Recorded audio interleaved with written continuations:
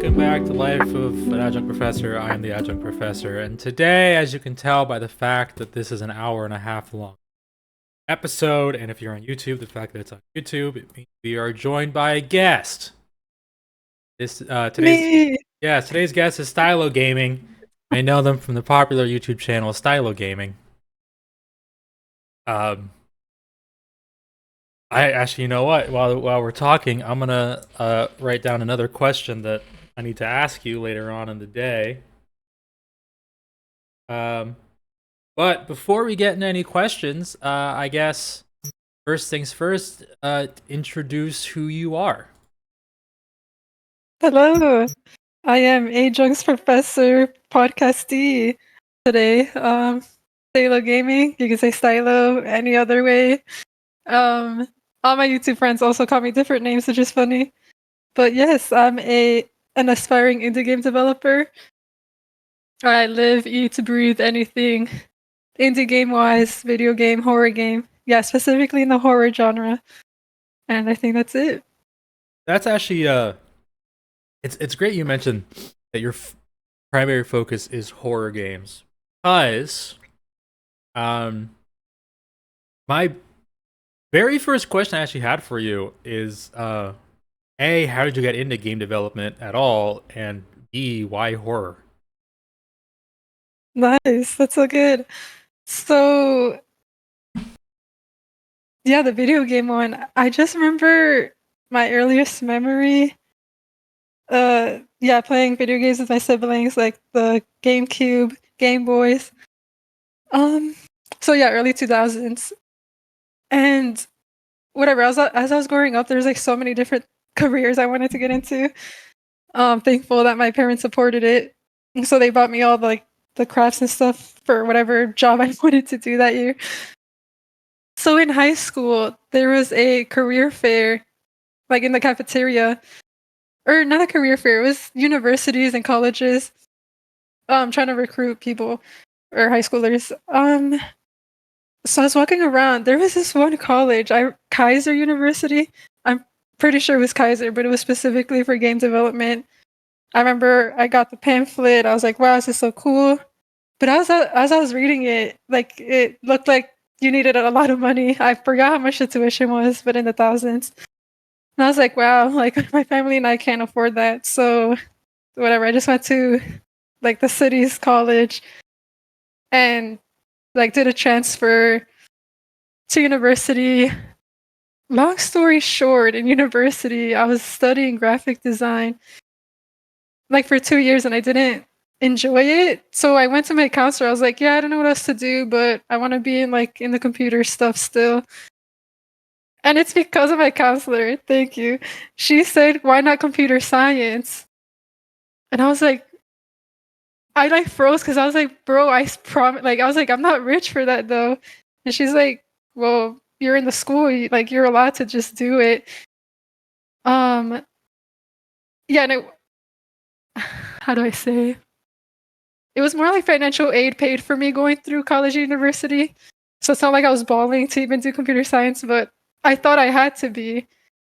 So because of her, I was able to do like programming, and I fell in love with it. And from there, to answer your question, finally, um, I was watching YouTubers, and they were like gaming or making games, and from YouTube and the like Open Unity, like open source thing, like there's like I just made a game, my very first game. Was that the game you just deleted entirely, or is it a different game that was the first game? So my first game was it was for my university's game jam, and only like 3 people like ended up finishing a game. But yeah, mine was like it looked like a Blue's Clues dog. I never uploaded it to itch because I just uploaded to my university's thing, and I don't know, the file's forever lost. But I do have a picture of it. And it's just a dog, and you just move it with the arrows, and it like uncovers, like it moves the I don't know how to say it. Like it's like box colliders. Mm. Okay. So like you just move it, and the dog would just like, if you moved an object, there'd be a coin under the object. So it wasn't a horror, but from that like 2-second game, I was like, wow, I could just learn this on my own, That's and I did. that is cool. Yeah. Oh, and my bad. I just remembered your second question, like the second part of that question, why horror? Oh yeah. So for anyone who doesn't know, Silo does. I forget what you call this series. It's like Life of Game Dev or something like that. Um, Dana Game Dev. Yeah, we can get into that after this. I After. I probably stole your title, but anyway, you upload videos about you working on a game, and your most recent video was you deleted your entire game and started over because you hated it. Oh yeah. Okay. Yeah. Yeah. I see what you mean now. Yeah. That was my first horror game. Or let me open my itch page. Like I would say this one that I'm doing now is like my like technically real game, but like big game, I guess, or quote unquote big, like 10-minute gameplay. I'd consider that big. Um, I mean, look, sorry, let me. Pong was one of the most influential games of all time, and it's literally 5 minutes of hit ball, game over. 10 minutes is 10 minutes, man. Mhm. I can't do two. No, you're right. Thanks for that. I would say Astrophobia. It actually a 2-minute gameplay. It would be my first horror, Mm. quote unquote. But yeah, the one I just deleted, I guess, is also my first horror game part two. Uh, um, but yeah, why horror? I feel like I just feel something with horror. Just to feel something. ah, the, the depression excuse.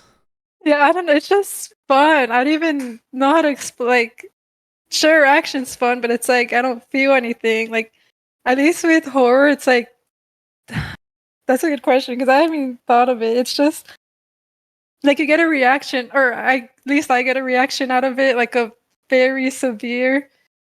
Like it's like I'm sweating and fearful when I'm just like sitting down, like on a fucking mouse and keyboard. I mean, Um, to be fair, mhm, horror is one of those genres that people like for some reason people love. Like there's some people mhm, that love to be scared, and there are some people that just think funny to mhm. see other people get scared. Like, Yes. I mean, the original FNAF games were so incredibly successful because people loved to watch YouTubers get scared. Yeah, I agree. I think it's also like in real life stuff. Like come Halloween, I love like the haunted mansion or the haunted houses. Mm. I love horror movies, horror games. Um, what else horror is out there? Games, you cover it all. That's everything. It's all the horrors that exist. Like yeah, Psychological, Lovecraft. yes, I think I would say it's psychological also. Like there's so much horror, like psychological horror, thriller, jump scares. Like you can't go wrong. Yeah, and it is important. It's not important to the podcast, but important for me to note for anyone listening. Silo and I did go to the same high school. We actually met in algebra two, I don't remember the class, but yeah, I remember the algebra school. one, algebra two. I forget what it was. It was a class I switched out of because I already did the credit. We met And there because I remember the Kaiser commercials that mm, were on TV, and their whole thing was we have a great program in game development. You can do it in like 6 weeks or whatever the hell they were talking about. yeah, yeah. I remember them. What a There's fun time. there if you whether you want to keep this in the podcast or not, but in my old YouTube channel, there's a vlog of us. Like I guess I was just vlogging me, you, and our other friends, just in the staircase, like after Oh, school. that was before my Yeah. face disappeared. Yeah, so I'll try to get into that. I haven't been able to get into it, but I could like take that down or. No one go watch that video. My face is in But yeah, no, I haven't said that. it. No, that's that fine. That can channel ever. my my face is one of those things where like I do actively hide it, but I'm also not gonna go on an internet crusade to delete myself from. People really want to know, they're gonna find out. It's just for anyone who's been looking for my face ever since I started streaming. I hate to break it to you, there's nothing exciting to see. I can guarantee it. Um, I actually came across a YouTube video about talking about YouTubers who had their face hidden, but then it either got revealed without them wanting to, or when they did a face reveal. So yeah, it was pretty interesting. Like it does suck for people who want to hide their face that it if it does get uncovered. Yeah, I mean, I take things too seriously, which is probably something I to feel talk that. about too with game development. But I take things Mhm. too seriously, and so when I started streaming with the knowledge of like, okay, this is gonna be huge. Like I'm gonna start streaming and it's gonna take off. You know, like at some point I'm gonna be famous. And I thought about that. The more I thought about it, the more I realized like, oh, I don't want that. Mhm. So Yeah. I started to hide my face, not because it's like some big secret, like oh I don't want people to know who I am, but more so like if my Twitch ever actually takes off, I just I don't want people like coming up to my house or like Mhm. trying to find out where my parents live. Like I don't want that. So yeah, Yeah. covering my face is more such a thing of like I just don't want to deal with people running up to me, you know, like screaming in my face, like, will you sign my baby? I agree with that, like 1,000%. There I think that's also why so how do I even start this? Recently, I wanted to change my YouTube channel so I would do gameplays, show my face sometimes, and then do game development, but I feel like that would be a lot for the viewer and then also myself trying to edit that every week. So for my devlogs, I don't show my face anymore. Um just cuz I don't see a point in it or a use in it. And just like you said, I like there will be nights even without showing my face. I'm like, oh, I'm so scared of like if I do get big, people will know where I live or who I look like and all this other stuff. But that's part of me taking it seriously. Other times, I'm just like, nothing's gonna happen. Yeah. So we'll see. Yeah, and I mean, you know, and it's not a misplaced fear. I mean, the amount of times you'd see online of like your favorite YouTuber or streamer being like, "Hey, just got you know, quick message everyone. Please don't show up to my house." Mhm. The other day, like someone was like in my yard, like staring through my window, and it's like it's such a weird. It happens. it, it's Yeah. it's weird and it happens and it's gross. For anyone listening to either of us, don't show up at our house. Please and thank you. Don't do it. I'll have you know that I am a black belt in karate. Fuck yeah. And I'm batshit crazy. So I have a especially for knife my safety. collection back at my parents' house. Um, so speaking of people showing up to your houses, uh, getting into game dev and even like wanting to make videos about it. Like what was the catalyst for that?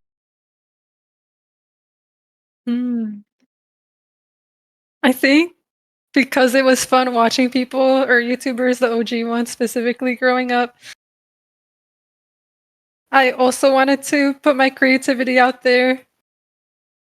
I think like my message for my channel, which I need to refine, but it's basically for people who want to get into what they want to do. Like doesn't even have to be game dev.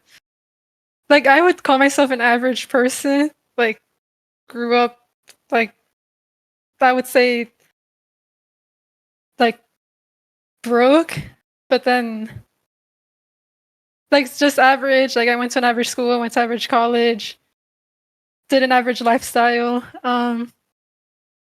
So people with like less than that or like more than that, like I wanted to show them like yeah, it's possible to do what you want. Um and then specifically for games. Don't sue me, I don't know if I can say this, but growing up when I was playing games on the PC, there would be some games I couldn't afford and my parents couldn't afford, wouldn't buy it. So my siblings and I would just find a way to like play them, if you know what I'm saying. And it's like I was able to play those games, and I had so much fun with it. And it's like, yeah, I wish games were more accessible for people who don't have money or the resources. So the reason I want to make games is also to provide that for people. Like yeah, I want to make free games, and then just like money wise, I would probably do a tipping service, or like any bigger games like multiplayer, Repo, Faz, Lethal Company. Like I do want to price it in a way where people can purchase it even if they don't have much. I I think that's cool. There is, I don't know, there's this weird thing about the idea of like especially itch.io creators, like the idea of like charging for a game on itch.io. People are like, oh, why would you do that? It's so weird. It's like, well, because person spent months working on a Mhm. project just for fun. Mhm. Not, it's not really a job. Posting on itch.io is not a career. So I mean, any kind of money is not really meant to like make it a job. It's to help just sort of, I don't know, recoup something from the fact that you did spend months and months and months working on this thing completely for free out of your own heart, and maybe someone can just buy you a coffee to thank you. Mhm. Yes, I agree with what you said. I think also with YouTube, since doing a passion project and like selling it for like little to no money, I think YouTube would help me with that if I wanted to do a career with that. So like the ad revenue and all that stuff, so that I could continue helping people with pricing it like low or free. Yeah, I mean, Uh, I think that's pretty noble. I think it's a cool thing that you're doing. Thank you. I appreciate that. Same with you with your podcast. Thank you. I mean, the podcast definitely started as like a selfish thing. It was I mean, like, that's fine too. it definitely felt like I had experienced a lot in the few years I have been around doing stuff, and I just felt like maybe I had something in mind that people would find interesting or cool, or like, you know, information that I wish I knew before I started all this. So it was kind of a selfish, like, I think I know, I think I have things people care about. Um, but then yeah, I mean, like, getting to talk to Taco or Midas, getting to talk to you, like it's become, I think it's become a cool thing where I can talk to people who have hobbies or jobs or careers that I just can't even fathom having. So it's, I think it's a fun thing to be able to talk to people who have lives that you don't, get to learn more about everyone else. Well, yeah, I love that. I think with anyone's like posting it on the internet, it's selfish that like even to a degree, like I wouldn't even be doing game development if I didn't enjoy it like that. So Yeah, and you know, there's something like it's not selfish. It's whatever. It's like no, no, no. This, I, I at least was specifically being selfish. I was like, nah, I think I'm pretty smart, and I think people want to know what I have to say. and I Um, do agree with that. Even if you haven't found that audience yet, there's so many people on this earth, like even ones that haven't been born yet, ones like later in their lives, like people we will probably never even meet. Like they can take something out from your podcast and streaming. I mean, the same thing goes for your games. Like, just like you were inspired by playing games and other YouTubers. I mean, there's a pretty big chance that someone's going to come across one of your videos, and that's going to be their spark to start doing their own thing. Life is full of an infinite number of impossibilities that didn't have to happen. Yeah, life is. I can talk about that for hours. Yeah, that's a different episode. That's the episode where we all get drunk and start like espousing our political views. Subscribe to my new podcast, Adjunct Professor After Dark, where I There's do time. illegal substances, dream about the lizard people controlling the government. Um, That's a vibe. That one will be a live broadcast though, so there'll be no evidence it ever existed. So true. So, talking about everything we've talked about, I mean, like inspiration, just spreading that creativity, spreading that wonder and stuff. Um, and I did warn you beforehand that on these episodes, I tend to get a little dark because a little serious because one of the things I'm upset about when it comes to a lot of modern day content is people like to skirt around issues too much. Like I hate when people say things like, I know that right now times are a little hard, or like current things have made life confusing. Like I hate that kind of shit. Like I like to take things head on.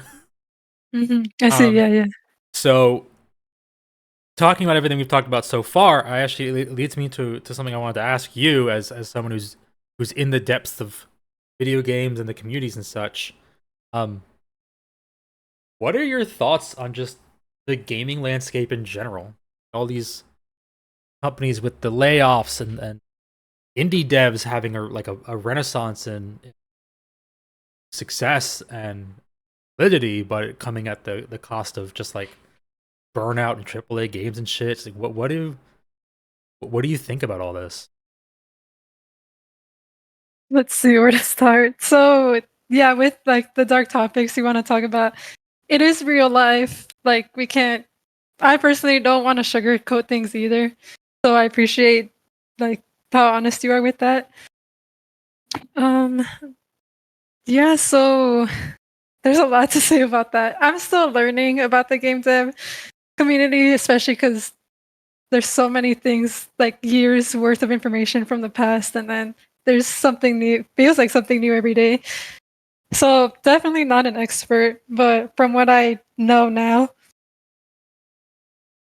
like especially being from the tech industry, there just has been a bunch of layoffs everywhere. Um and one that I have an experience with, not getting laid off from AAA companies, but there was a company when I was in university. Well, I think it was Activision. I'm pretty sure it was Activision in Cali. Name So drop them. Hell yeah. I was applying to jobs, and I was hearing how Activision, either the state of California was suing them for like how they abuse their workers, and then same for women in Activision or women working in Activision, how they were also suing Activision for like sexual harassment and during the job, like in the office, and the like HR basically not doing anything about it. Um, Knowing that, I applied to Activision just to see if they would get back to me. I did not plan on going to work with them, especially hearing from everything.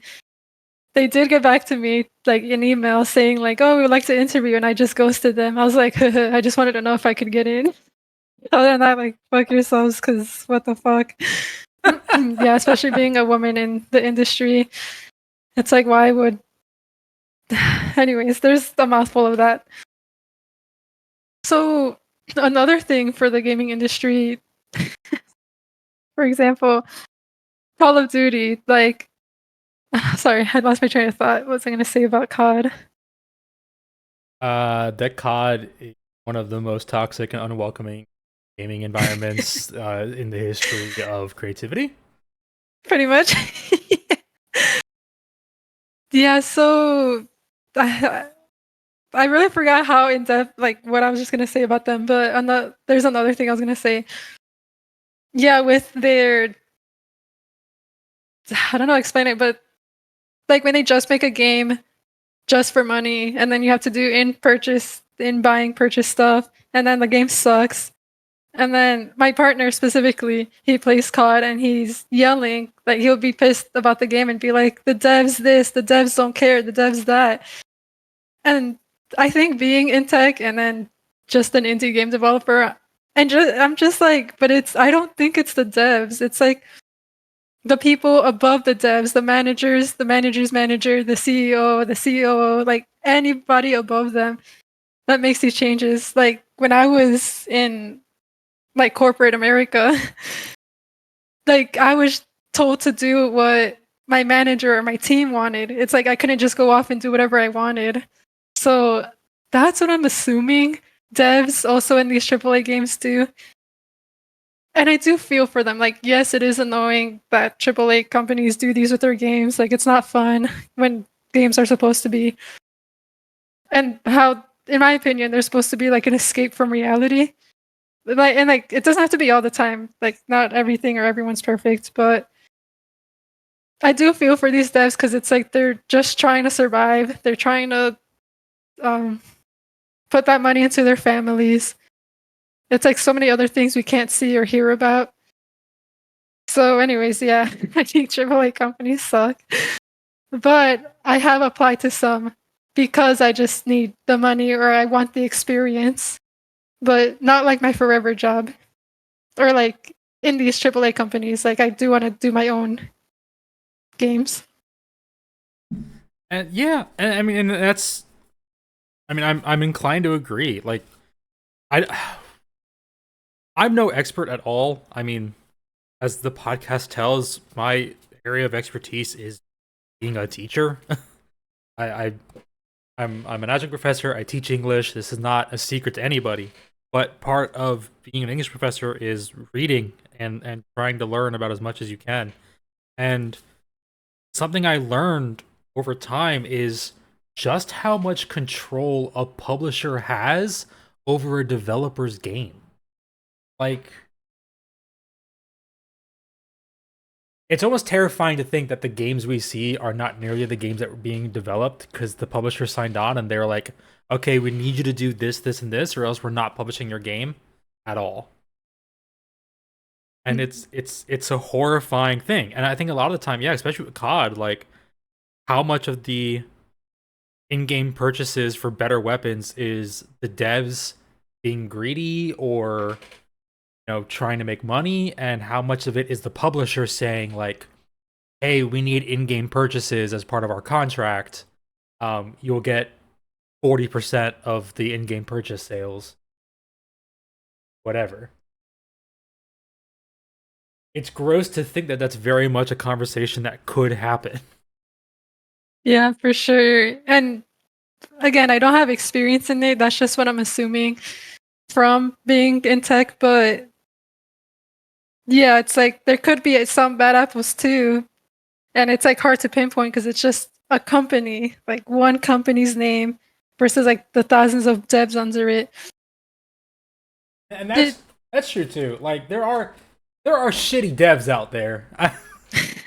all yeah. all these assholes with the crypto games fuck them. Just fuck them. If you're listening to this and you're like and you have a game and the purpose of the game is to mine crypto, I hate you. We will never be friends. I hate you. Yeah, damn. Yeah, like that. Like I want to read into that because I don't know much about it. By mine crypto, do you mean like cryptocurrency? Oh yeah, no, there are Oh devs out yeah. there who make games, and the games, the whole point of them is like they're like NFT games. So you play it, and Mm. as you play it, you like spend money or something, and you get awarded with NFTs that are completely fucking worthless. And Mhm. in return, the devs use your computer to mine crypto. Oh no, I didn't know that. Like I think I've heard something like that, but I didn't know how it worked. Holy shit. But Yeah, yeah, like even then just hearing NFTs, I'm like, oh like like that shit. Um one of the Cookie Mama games was accused of mining crypto. no, I didn't hear about that. That's a I whole know it's different like story. an indie game dev. I do want to at least be knowledgeable, like even basic bare minimum of these things. So it is like good conversation. Yeah, I forget. People are probably are screaming at me that it's Cooking Mama, whatever. It's the one with it's the one where you can make like a rainbow grilled cheese for some reason. Oh no. I last time I played Cookie Mama was the early 2000s Cookie Mama. Oh yeah, the last time was on the DS. Um, Hmm. Cooking Mama Cookstar. Uh, Let's it see. was accused of being a crypto miner, There's a whole Oh, anyone who doesn't know, look up that story. It's a wild story. It was like published without. It was published against the explicit denial of the IP holders of the Cooking Mama game. It's crazy. It's a insane thing. Uh, thanks. Yeah, I'll look into it. yeah, no, dude. And we can talk about it more later, but it's a wild story. Um, Speaking of all this as well, I mean, you touched on it briefly, but uh, it would come as a surprise to nobody who has been remotely observant of your channel. I think at all within the past ever, um, that you are a woman. I know we're all shocked by this. You got me. The profile photo on the YouTube channel has made it very ambiguous, but you are Rats, you solved it. you are a woman. Not only are you Yep. a woman, but you are a woman color. Mm. Mm-hmm. Again, we're all shocked by this. We are all surprised. The profile I'm photo. shocked myself. the pro. This has been kept a secret from you for decades. So, not to make light of a horrible situation, but No, like, you're good. I the do whole, the same thing. like the whole Activision Love thing humor. too. Like, I love dark humor. It's what my whole channel's based on. I threaten to set my mods on fire. It's fine. Um, but like the Activision thing, it was like a huge deal in the game sphere because Activision is a titan. I mean, it is like when you think of video games, Activision is one of the names you think of, and Mhm. people were all of a sudden were told like, hey, by the way, this company is awful.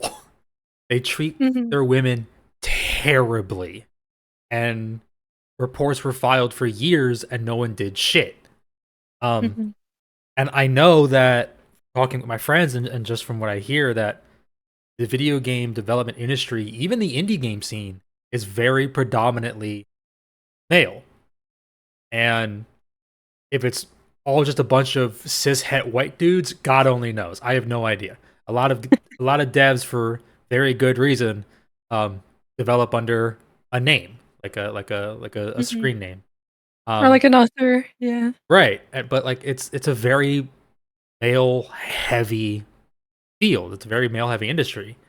And so I know you said like with Activision, like you just wanted to see if you could get in, but like, have you ever had that experience where you've had to like step back from someone because they were just like they were like a piece of shit?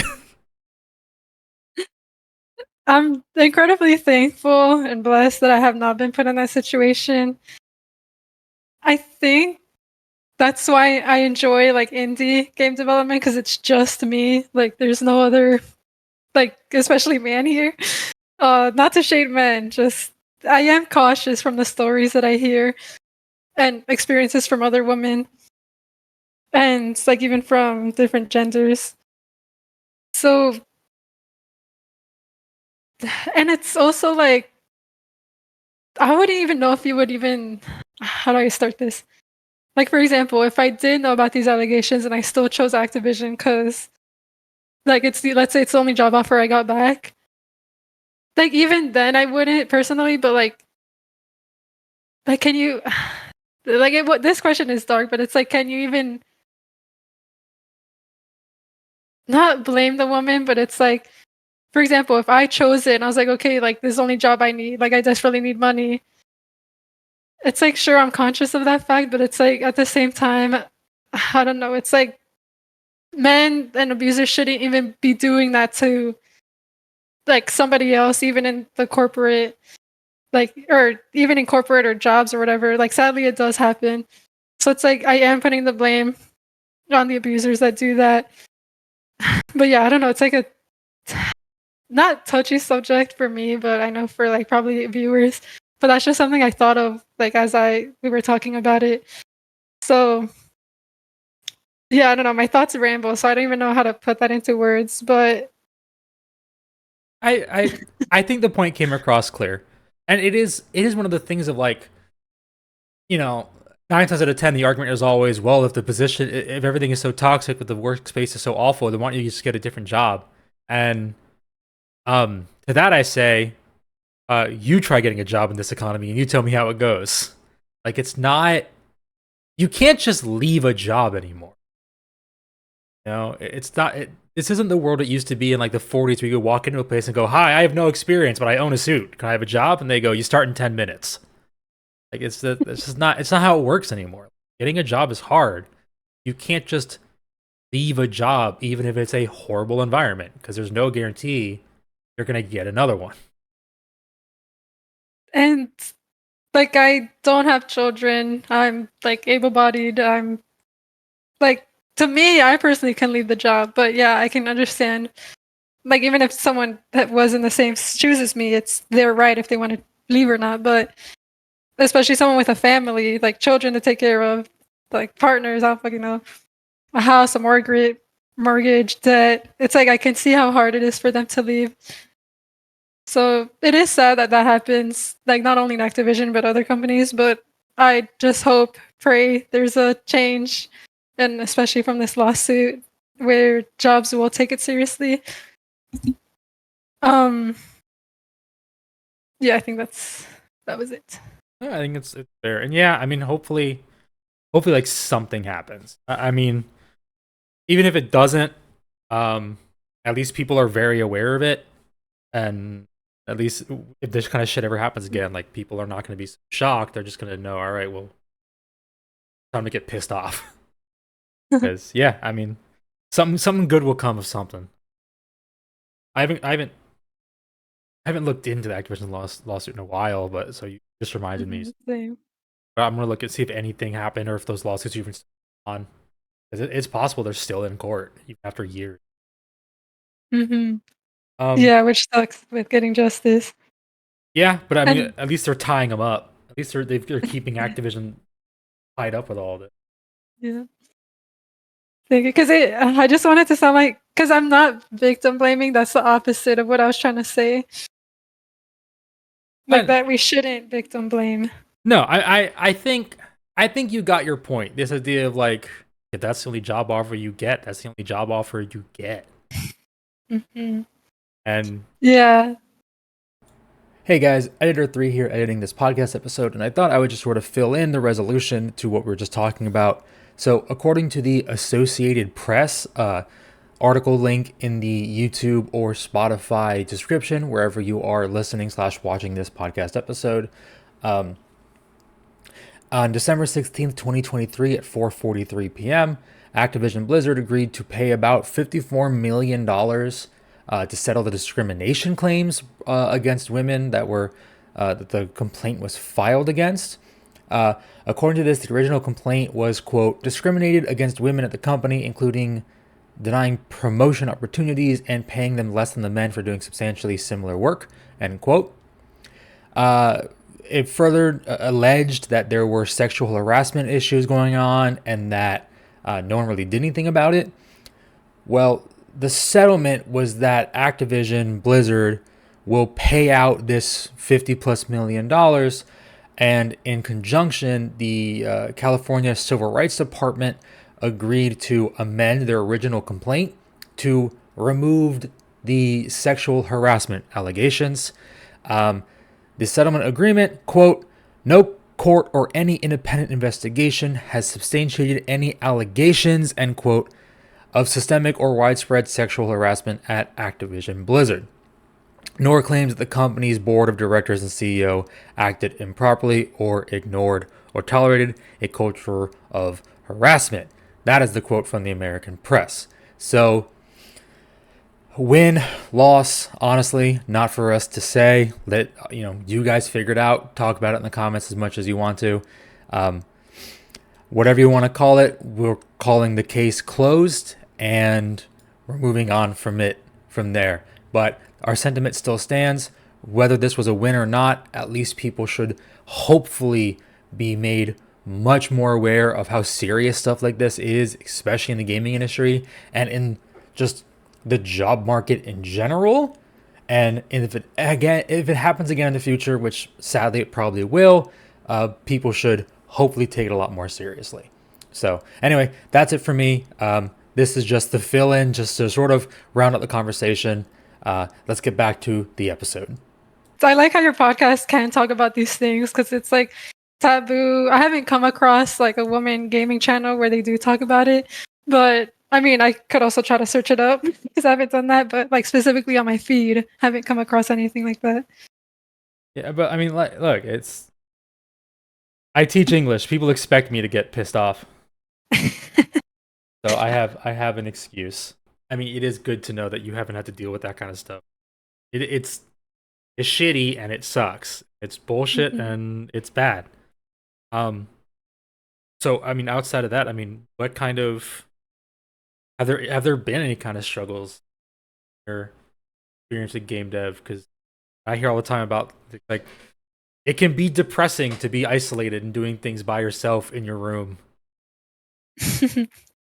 I think for an extrovert, that would be a nightmare. I would say on both. Like if I can stay indoors, I will, and I have been. Like I have not even gone out, but hmm. They say the same thing with tech before I got into the tech industry. They're like, "Oh, be careful, like you'll be alone, this and that." And I was like, "Good." And then when I started, um yeah, it's like I have a team that I talk to every day. And sure, we like go off in our separate ways throughout the day, but personally I enjoy that. So I think with indie dev, I do enjoy a couple of hours just being by myself with just the computer in front of me. But there are times where I have to be like conscious, like, okay, like there's people that want to hang out with me, or like I should live life outside of the computer.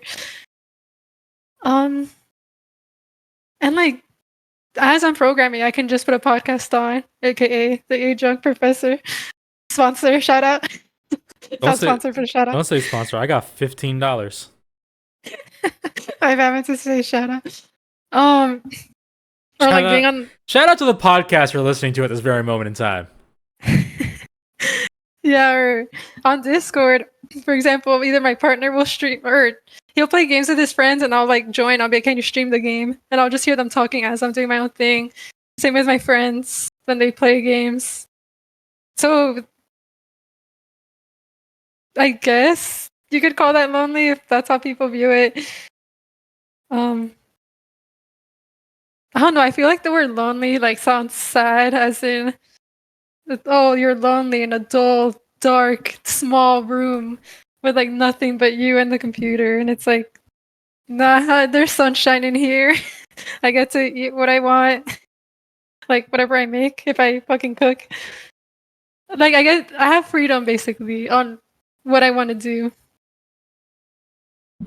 And I mean that's fair. I mean I can't talk shit. I stream 3 hours a week, like 2 days uh, 3 hours a stream, 2 days a week, and it is me in my living room staring at a computer screen, and I enjoy it.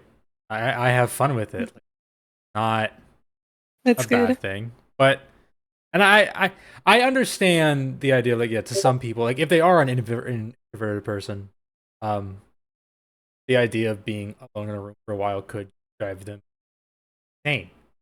Yeah. Um, and I know you mentioned, believe it or not, I do actually watch your videos. I am your number one fan.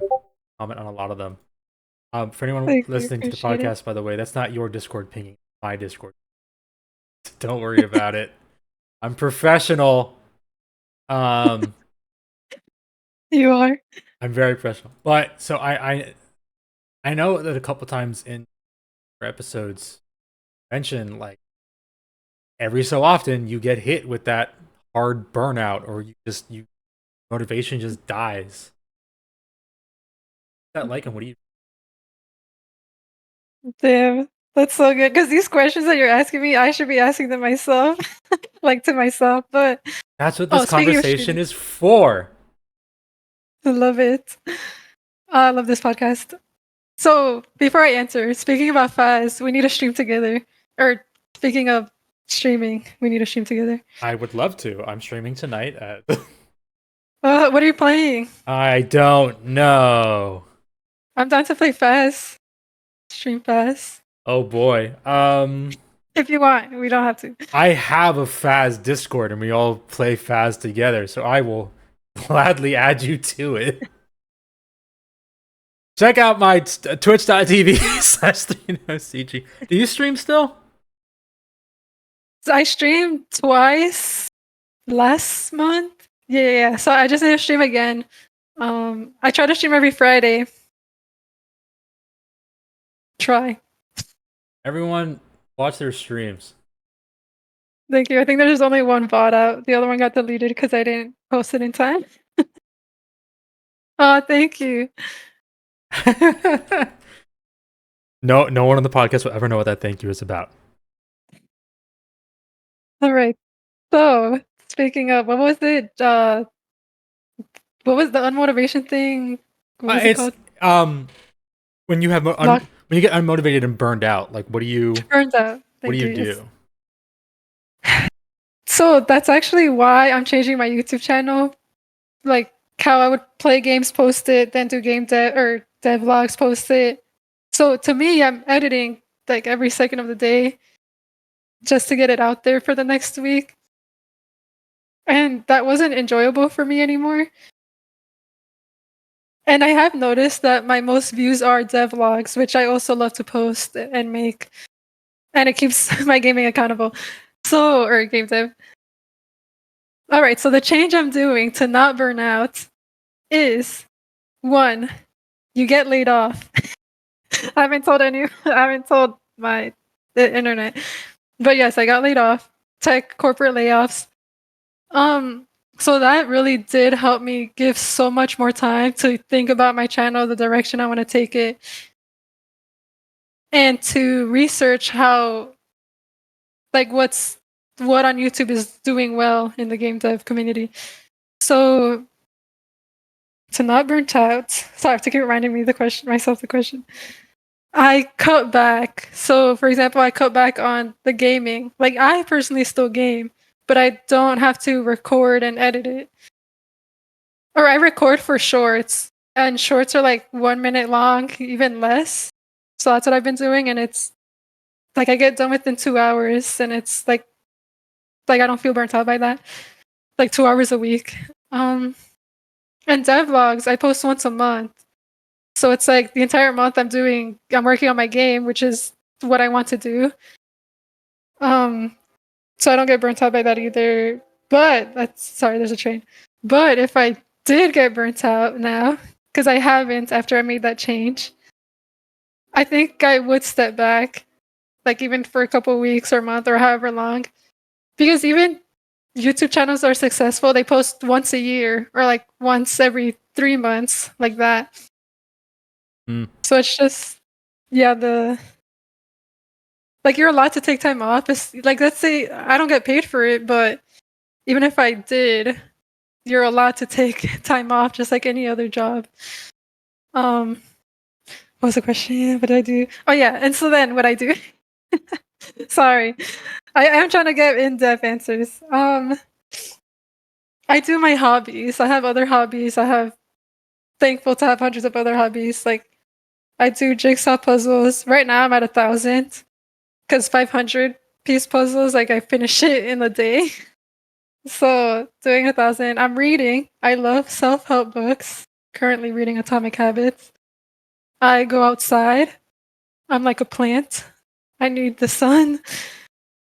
I talk to friends, family, play with them, like play games with them.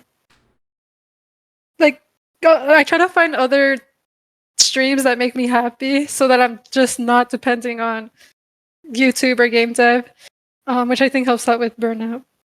Yeah, I think that's fair, and content creators always talk about burnout, and everyone's always thinking about like, oh, how hard could your job be? All you do is make like, yeah, but someone like the people who make daily videos record for a minimum like 6 hours straight a day. Because if you don't record for at least 6 hours, that's 6 episodes. That's just enough. If everything turns out perfect. Have an episode a week, but you want to build a buffer. The one I talk about a lot is the Game Grumps. The Game Grumps do daily uploads. Like Monday through Sunday. I think they upload every single day. I'm pretty sure. I don't entirely remember, but they also do the 10-minute power hour. And to get everything recorded during the week, I think it's like 3 days a week. They do nothing but record Game Grumps episodes, like filming the video games and the gameplay. Um, and then for a day or two, they do nothing but record 10-minute power hours. And then once they have enough of a catalog that they have built up, then they go on tour. Uh, Danny tours with his band. Um, Aaron owns a touring company. He also manages the merch store. Uh, he also manages the company Game Grumps, so he has to deal with like sponsorships, and he has to, if someone comes in for a job, like he helps with the hiring process. Like they have, it's not even like a 9 to 5, 5 days a week. It's a from whenever we have to start until we're done on whatever days we gotta work. Uh, and those tours, I mean, they're performing in a different city every other night. So like it's I'm not want to say that no, being a content creator is the hardest job in the world, because it's not. You can take a lot of liberties, you can take a lot of freedom and a lot of time off, but it gets hard. Mhm. Yeah, like it's amazing how taking 2 days out of your schedule for content creation can like make everything feel so much better. Mm. Yeah, that's crazy. I didn't know Game Grumps went through all that.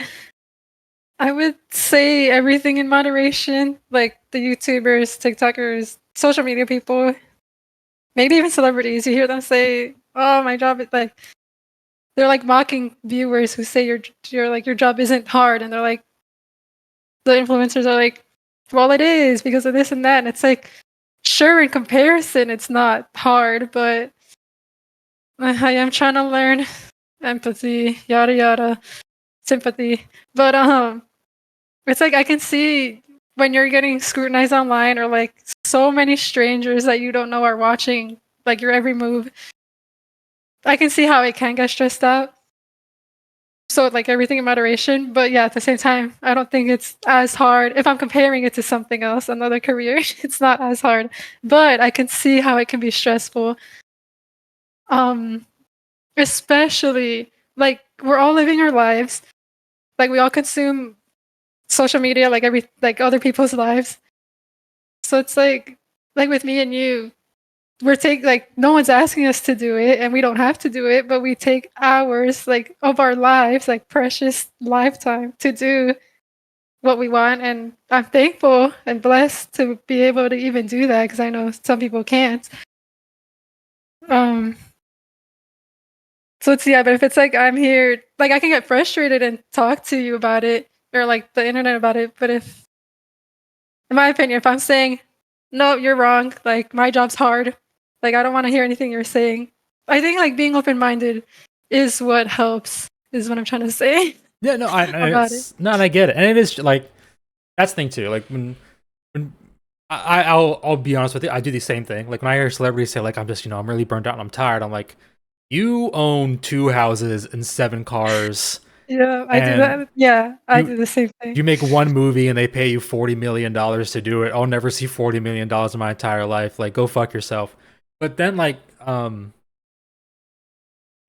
hearing from like a couple movie stars have said like yeah, no, when we film this movie it takes us about 3 months to film, and we would start filming at about 8 o'clock in the morning, and we'd usually get done sometime around 11:30 at night.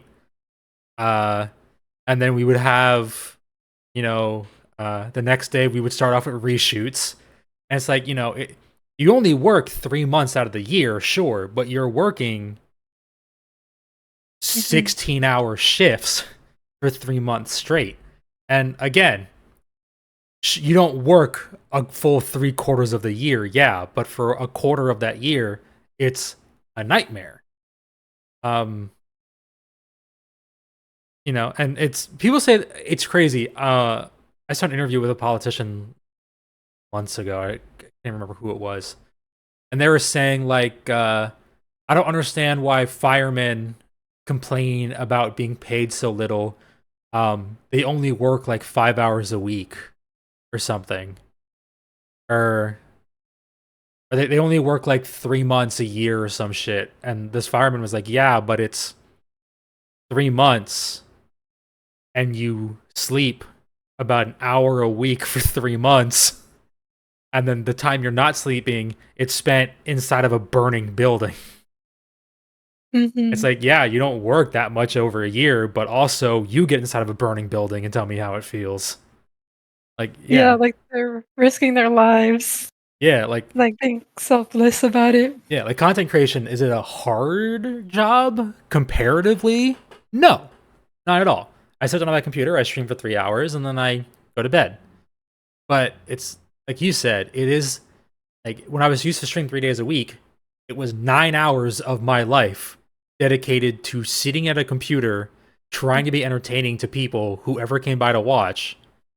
And for those 9 hours, I can do nothing else. And no one asked me to do it. I'm doing it because I want to. But like, it's still, like you said, it's 9 hours of my life that is being spent trying to do something for other people.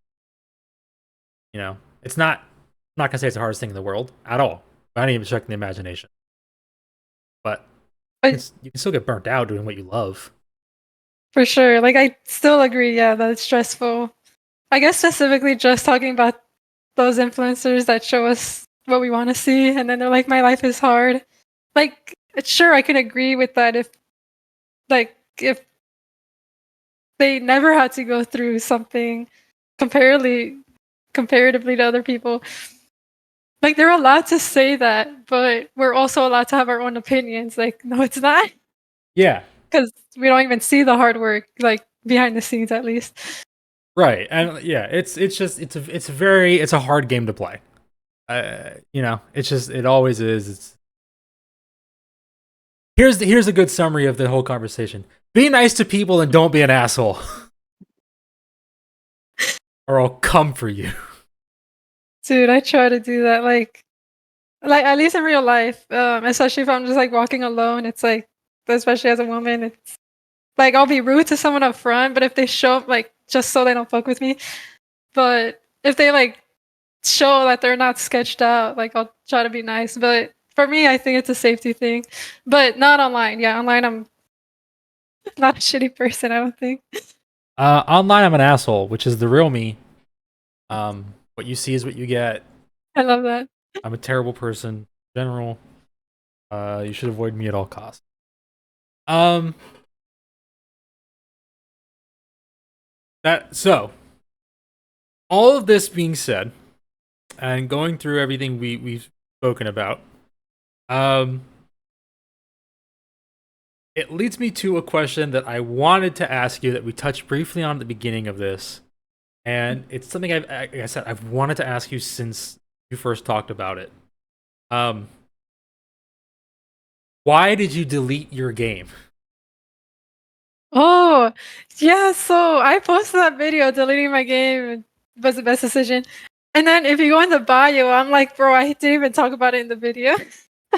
Like I did completely, bro, my brain's a mess. But I deleted it because it I believe it was like a year or two ago that game was created.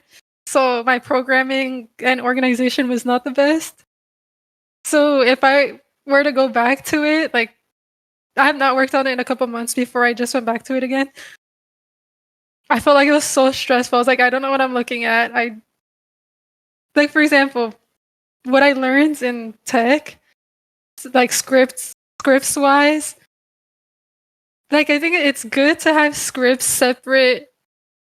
Like for one mechanic, for example, if I need more scripts, I'll do that because it's one script that stays for making the item glow. The next script is to pick it up and drop it, and the third script is to store it. Imagine like, and think of script as pages. Like there's 3 pages for this one thing. Let's say I put all this, like I combine all these 3 scripts, so they're all in one now, like just one folder, not folder, one page. So in that page, if I put the item is glowing, if I looked at it, then I could pick it up and drop it. And then this for inventory. If there's a bug in the game and I go back to that script, I'm like, bro, I don't even know where to even find the bug because all these 3 random shit are together. Anyways, that's how I felt when looking at my game. So, yeah, I deleted it. Technically, it's still on my GitHub, but I'm just not gonna touch it. So, yeah, I made a new game with better organization, with things I learned in corporate America. And then a whole new direction. So, in my old game, or deleted game, the enemy was a skinwalker. Because a year or 2 ago, I was obsessed with skinwalkers. I still could talk about it, but I don't feel like I don't have a passion of making it into a game anymore. Or at least not in this game. So, but I still have a passion for burgers. So that's why I'm making it, because of cheeseburgers. But I do have an ending, like the entire storyline planned out that I'm happy with. So this one won't get deleted. And I mean that's fair. And actually, so selfish plug, my own podcast recording right now. In a previous episode, as of the time of recording, the most recent episode, episode 11 went up, and yes, I missed a week this week after saying I wouldn't take a break. I'm sorry, life got hard. Fuck you, eat shit. We're recording on the week I missed it. Anyway, I had an episode, and I called it "From Child to Adult and How to Survive It." And one of the things I talked about was in college, I switched my major. I was originally going to college for engineering. I switched to English.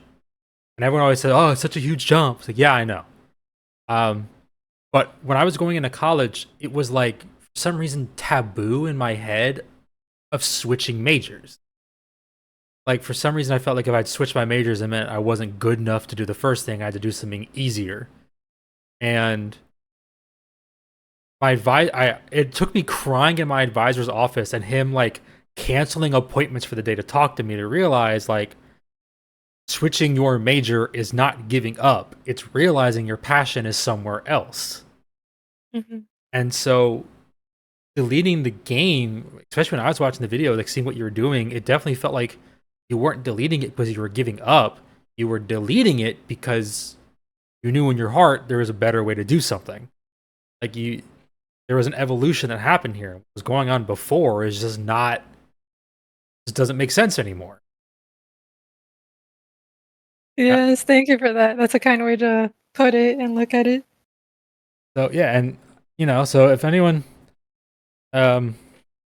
this leads into the next question, and I think it's a good transition, a good thing to talk about, like having advice for other people, anyone who wants to get into the idea of game development, indie development. I guess the first piece of advice is, don't be afraid to delete your games. Yes, so there's this thing with game development. And I didn't think it was true, but it did happen to me. But they say when you're getting into it, you'll make a game, like, especially whether it's like a small game or like your dream game. They're like, when like your very first game, you're working on it. And then just out of like, and it's fun because it's new, exciting. But then eventually you're like, eh, I don't want to do this anymore. It's like they either don't want to do game dev anymore, or they start on a new game and they don't finish that, and they start on a new game and don't finish that. And which I'm thankful for the YouTubers out there, the game dev YouTubers that talk about these things, because I wouldn't have known. I wouldn't think that was normal. But specifically on my itch page, my first game that I uploaded is called Stick Fig FPS. It's the short game, has 5 levels. And I was almost done. Like I promised you, I was like starting level 5. And I was like, I don't want to do this anymore. Like I just want to scrap it, start on a new game. And I was like, no, because I remembered, I'm like, the game dev community said, if I don't finish like not even your first game, if you don't finish one game, you're never going to finish any other games in the future. So I just remembered with stick figure FPS. Like I pushed myself, like even when I didn't want to do it. Like I wanted to get a how do I say this? Like I wanted to publish stick figure FPS, but I just didn't feel like working on it. Like there was a wall. I guess you could call it burnout. But I think to me it was more like a wall. Like I couldn't get past it for some reason, like a mental wall. Um, but anyways, I pushed myself. I finished it. I published it, and literally from there, that first game that I published, I was able to publish 3 more. Like actually finish and go through 3 more games. So I feel like if I didn't finish that first game, these other 3 wouldn't exist, and especially the one I'm working on now. Your question was tips.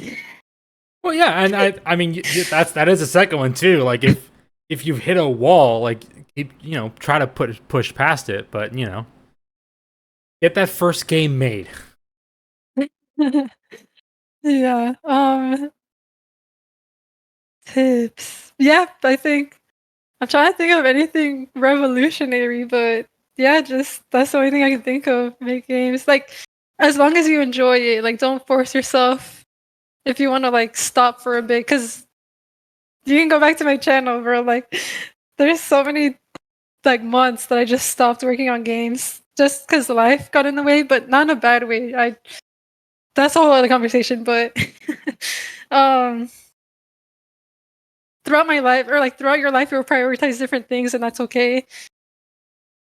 So if you want to continue game development, I say go for it. Like I truly do believe in you. But if you really don't want to do it anymore or you just want to take a break, like that's okay too. It's your life, honestly. Uh no one should force you to do anything you don't want to do. There's something else I was gonna say to that. I should have wrote it down, but I forgot. I have a notebook right in front of me. Okay, I have my iPad in front of me, and I'm writing down things, but yeah, I don't know.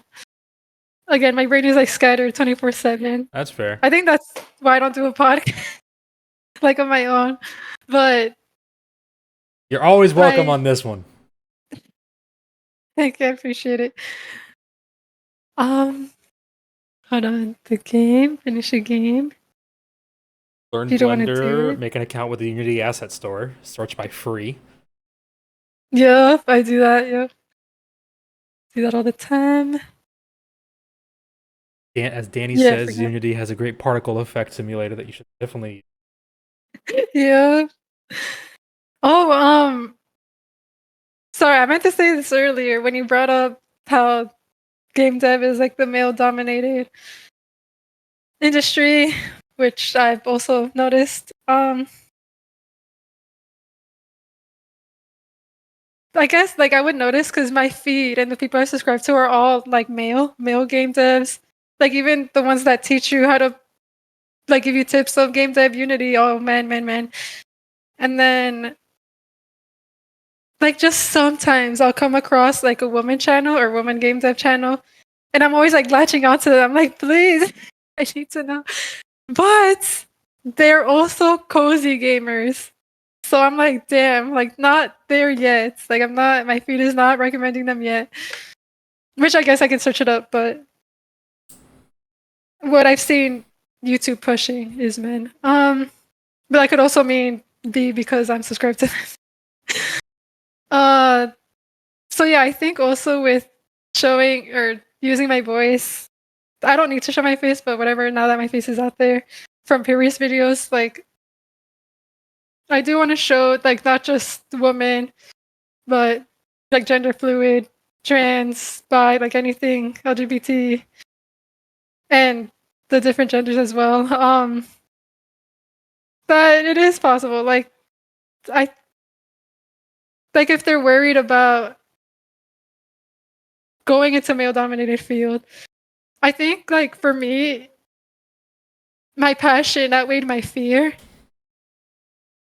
And there's a lot of supportive people, like men in the industry too.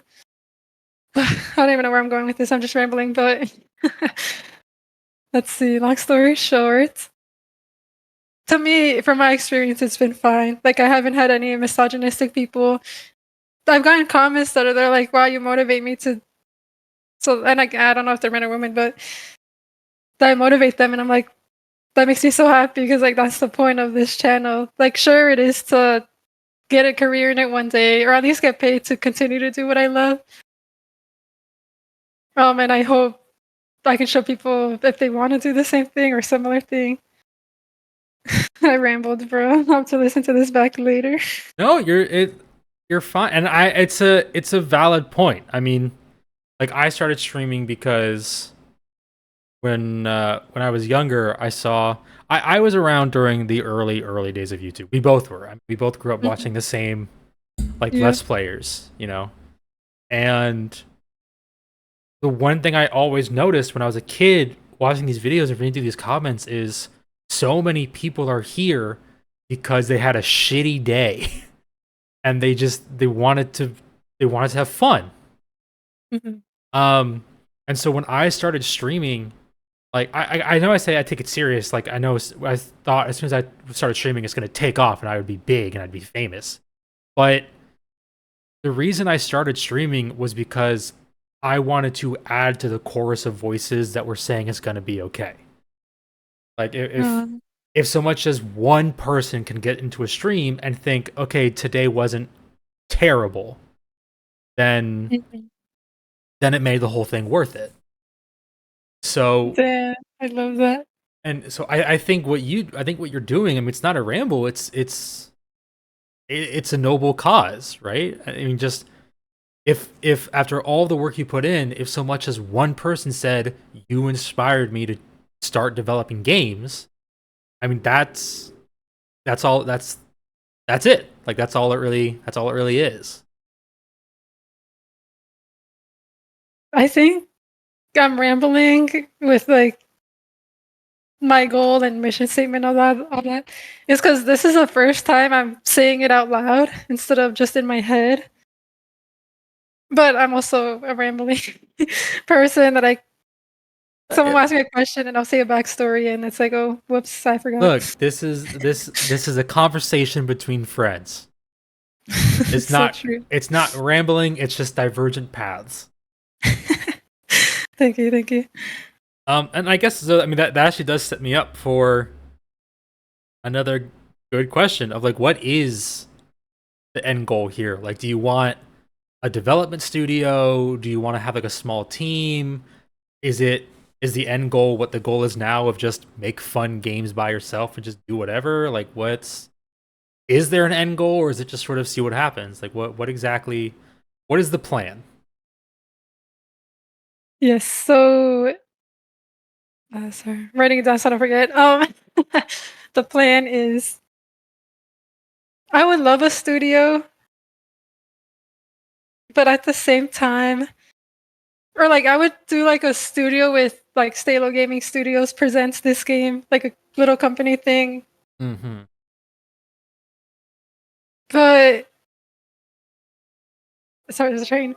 But I don't know if specifically I want to have a team. Maybe later in life, because currently I feel like not that I can't work with people, but I think it feels like they'll be depending on me. Not saying like that they can't do their own job by themselves, but for example, like by myself, I can just do what I want when I want to. I can implement what I want, which I agree. There's like more creative people out there, or like that can help me. I guess it feels like I don't want them to depend on me, and then financially as well. Like that's not that I'm greedy with money, but it to me, I'm seeing it as like, oh well, I not dictate, but because of how much money comes into the studio, I dictate, or like a financial person, I guess I could get how much you get, like your salary, like what you need to use to survive. And it's like that's I feel like that's a lot of pressure for me to give someone. Um, It which is sure, kind of like deciding what someone is worth. Like what is your life yeah, worth? yep, exactly. Thank you for that. Yeah, so studio, yes, with other people, I'm like iffy about it because of that. But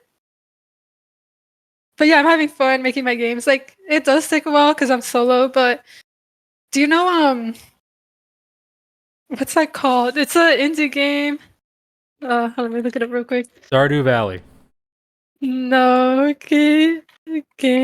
Hold on. No, not Stardew. I love Stardew though. Yes, that took a couple years to make as a solo dude too. It's still a solo dude too. He refuses to get anyone else on board because he wants it to be a fun passion project. Yes, I think that too. Instead of like a job with, yeah, also relying or the relying salary thing. No, it's from Unique Geese. What the fuck is this game called? It's the Indigo Park. There we go. Have you heard of that Oh, game? yes, I Indigo Park. have. Dude, I played the demo or whatever came out, chapter 1, and I cried at the end because I didn't want it to end. I'm like, wow, this is so good. Um, the point of that though was it's one dude.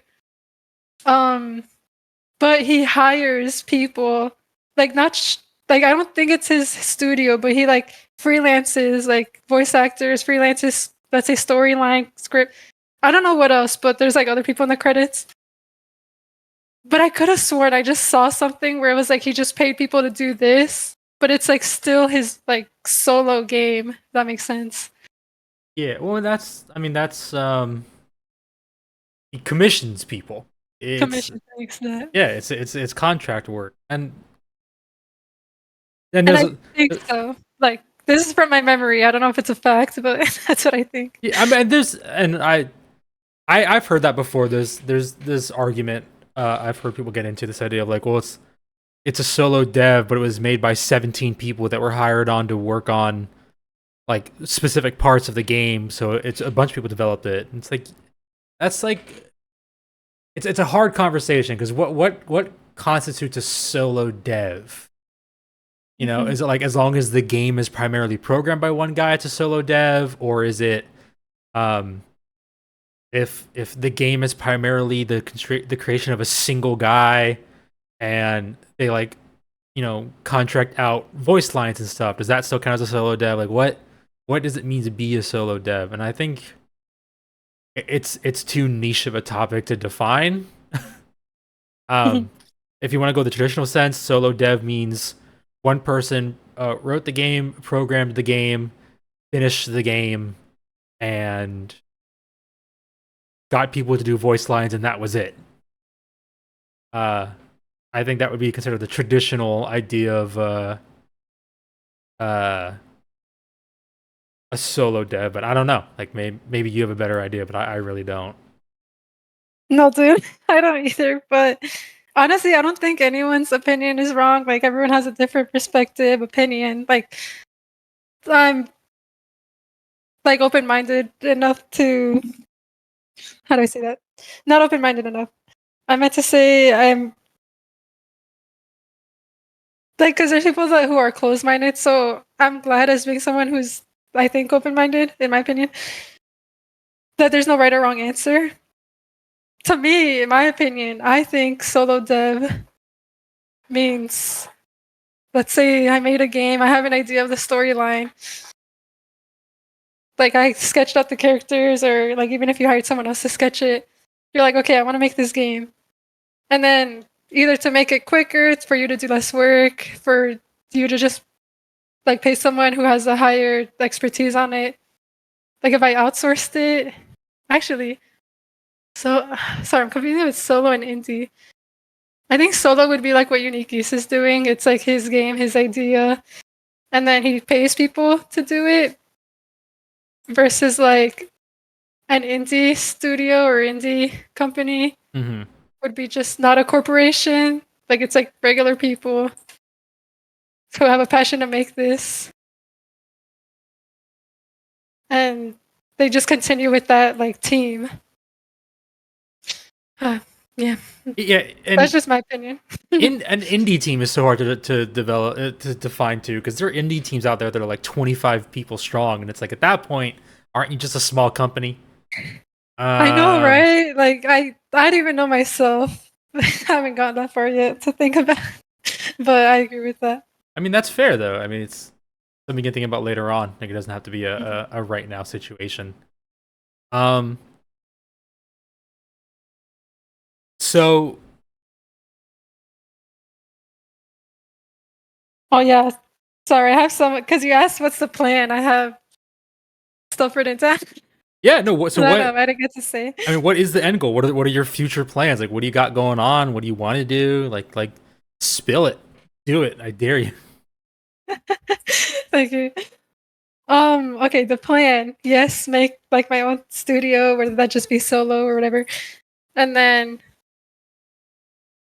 I yeah, just release like solo games. And then once and I because I'm still thinking of a horror game, multiplayer horror game. And I would like it to be as big as like Lockdown Protocol, Repo. Oh, my pen. Repo. Um, Faz.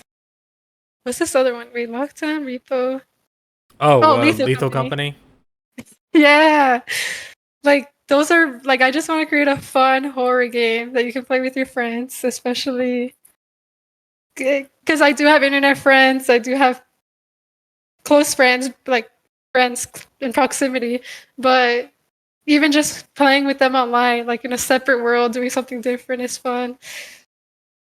Um, and I think just being sustained enough with either YouTube or my games to continue doing that and like as a career. And right now, I actually want to make my own SCP to make a game out of it. I think that'd be fun. That It's a plan. man, you ever play Once Human? This is relevant, I swear. If I win? Have you ever played the game Once Human? Oh no. Alright, let me look it up. Um, it's it's labeled as an online multiplayer horror game. It's really not that scary. Um, uh, but they had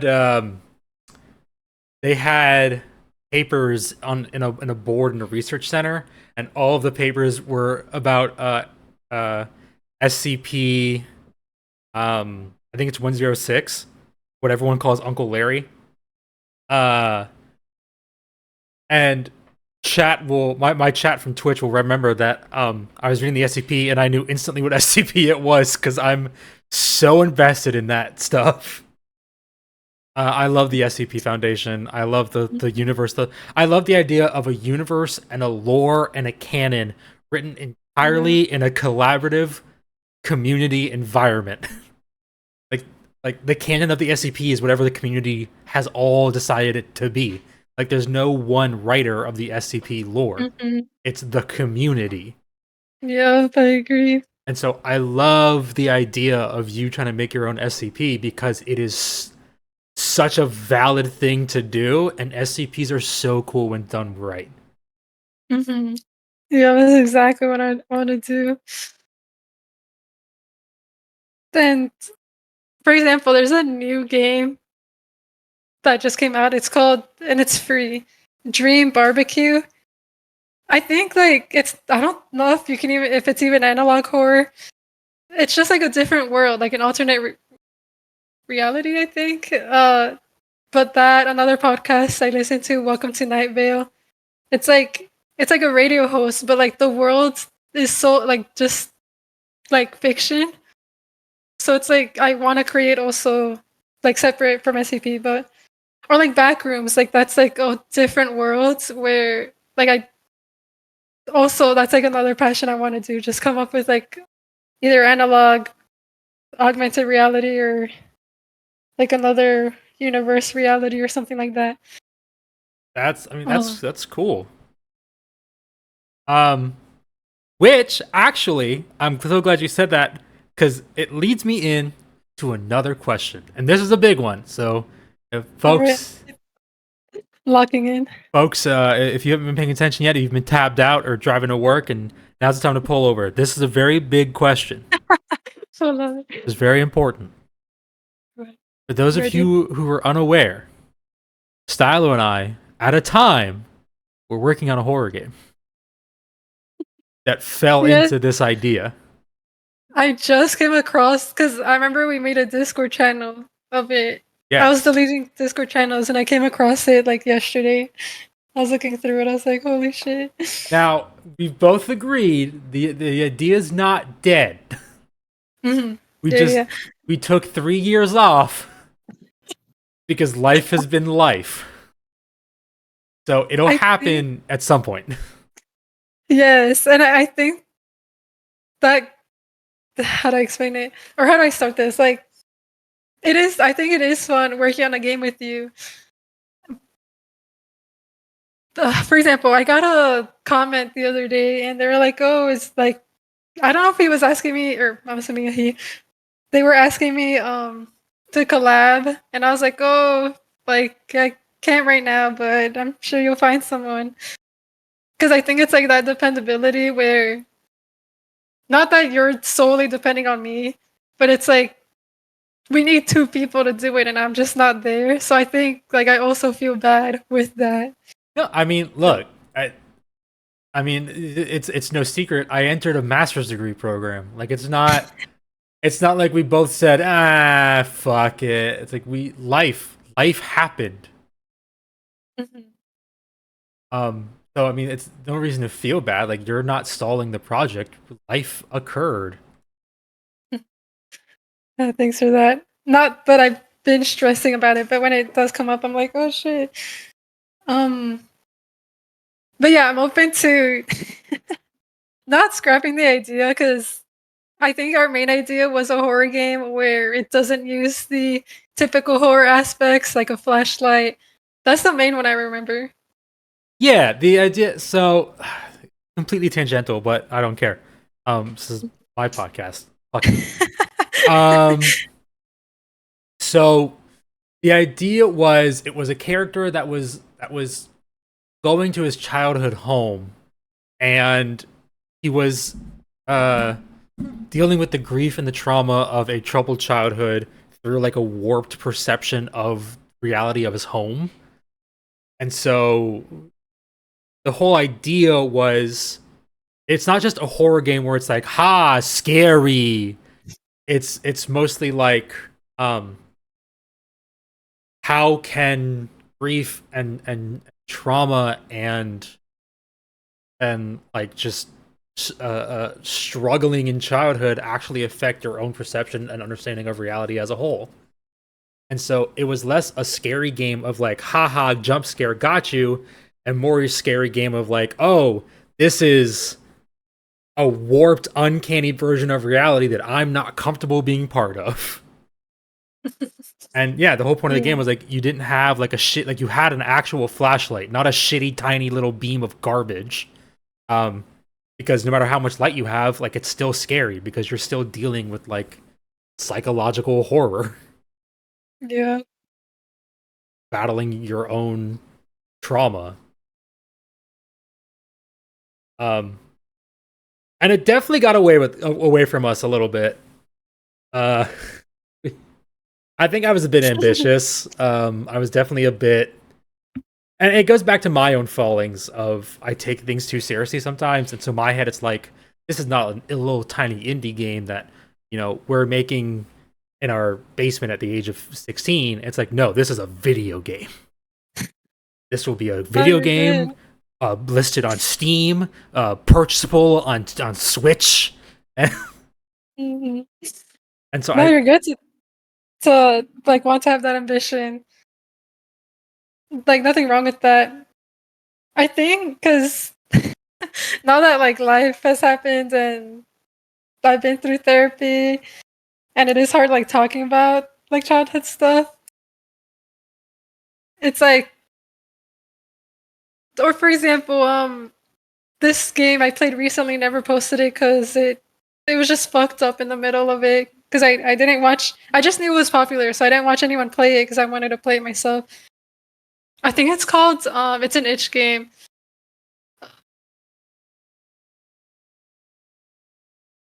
Sorry, I'm like here. Let me look it up because it is important because I haven't spoken about it, but I've been wanting to. I'll go I don't know for why it. my internet's being ass. Okay, here we go. I mean, there are games I've wanted to play on stream that I've just not played.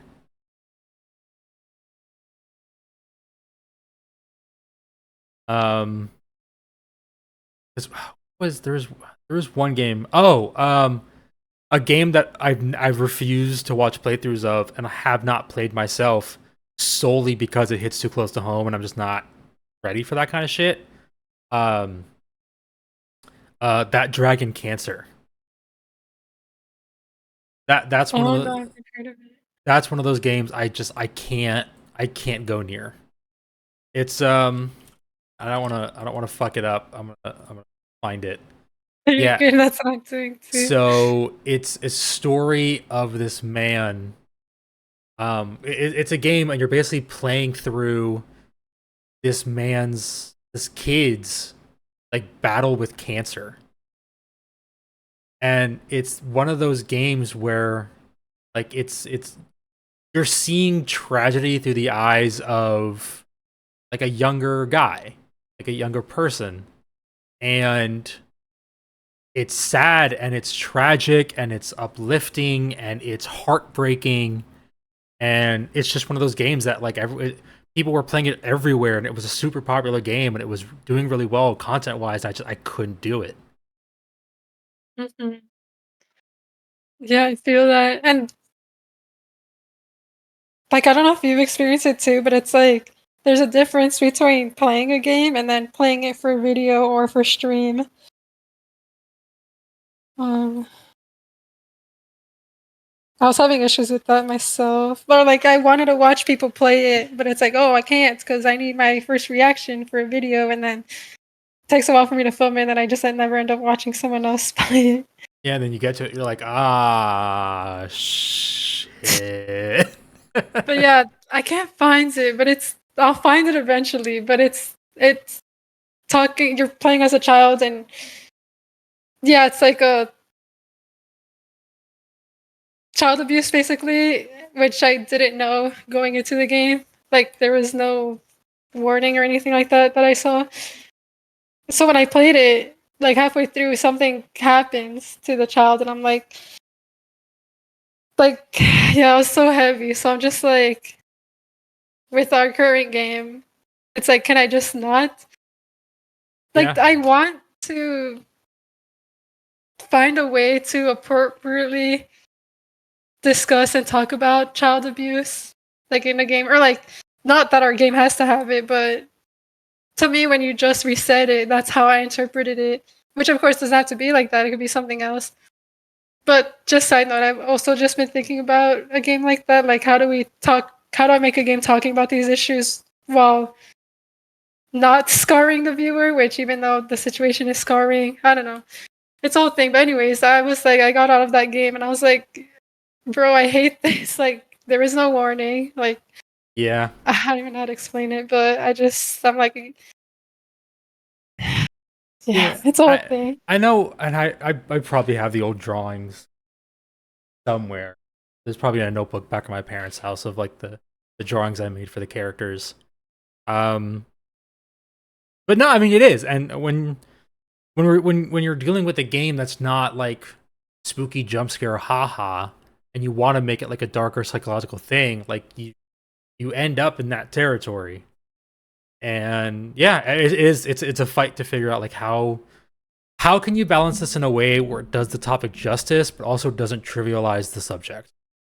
Yeah, exactly. And it is hard, and it is. The game will happen at some point in the future, but I'm fully with you on the idea of like, I mean, this is a game they came up with 4 years ago. Um, 3 4 years ago, I just reached drinking age, and now I'm halfway to 30. Just like up, Yeah. like time happens, and so I really do. Yeah, I think it's a game I'm with you. I still do want to make, and I still want it to happen, and I still want to do it. I think it does need a reconsider and a relook and a rewrite. Or it can also be, let me see. Like it could be like a different game, unless like I still want to do a game like that, but I think right now I'm still not ready for it because it is like dark, and not that the conversation should be like shun and boxed out because it's dark, but I think something I personally just can't handle. Uh, Yeah, like of course when I was young, it's like sorry, go on. no, I was gonna say, I think it's I think we can still make the game. I think we need to remove, at least for now, I think we have to remove like the attachment to a quote unquote Mm, real thing. yeah, Like I think we can just have a spooky movie, a spooky video game about a house full of monsters, and just don't have jump scares in it, and it'll still be creepy because the monsters are scary and the deaths are scary. I'm down to like any idea that you have. I'm open to like just discussing any project or any of like the SCPs, anything horror. Sorry, I'm trying to see what I wrote down. Like all the other ideas. Oh yeah, alternate realities, SCP. Um, I know it's hard, but I'm like, I want something unique, but it's like, There's no such thing as how an do you just? original thought. It's fine. Yeah, exactly. So it's like, how do you just even think of that? Anyways, but I'm open to one of those two instead of like a serious topic for now, at least. Yeah, and I just I blame it on being having a degree in English and teaching English is the best storytelling that I can do is usually darker storytelling because that's where the emotion is. Um, but I do have an idea for like we'll talk about it later. I had an idea for what was going to originally be a book like a young Oh, like a young adult like horror novel that I think would be good as a game. So we can talk about that a little bit. are you thinking of writing a book? Or Uh, like, I thought about the idea because it was a dream of mine, and I love those. I thought the dream would make a really good book. I haven't started working on it yet because I've been dealing with life. See minute 20 of this podcast. Uh, but I think it's a cool idea, and I'll share it with you. But it could be a good horror game that doesn't have the same tie-in of like childhood trauma, Yeah. and instead deals with child murder. Um, Oh. but like, but like you know, like Five Nights at Freddy's style of child murder of like, this is a world that's not real. This didn't happen. None of this exists. This is just spooky, you know. Oh yeah, that's true. I forget. Well, I think in the first Five Nights at Freddy's, you're like working there, and I guess like as it progressed, you're playing as a child. Yeah, it's you're trying to figure out the story, and the story is like, yeah, that he like killed kids and put them in the suit. Now the ghosts are possessing the suit. Oh yeah, spoiler alert by the just Spoiler alert for spoiler a alert game that's after. 15 years old. Literally. Damn, 15. That's crazy. Or I don't unless think it, you're exaggerating. I don't think it's that old. Okay, no, I did the same thing. I'm like, that was 30 years ago, and it's like I don't even think I was born 30 years ago. Okay, Uh, making sure. I can look it up. Everyone prepare to hear my keyboard. Wow, what fun noises. I don't think I Uh hear it. Oh, oh, don't worry. The thing definitely. Oh my god, 10 years ago. wow. 2014. I was so close. At 2014, the original FNAF was released on Steam. It has 46,000 ratings. And the first dislike I see on it says, dislike from Sentient Toilet, can't have sex with the bear.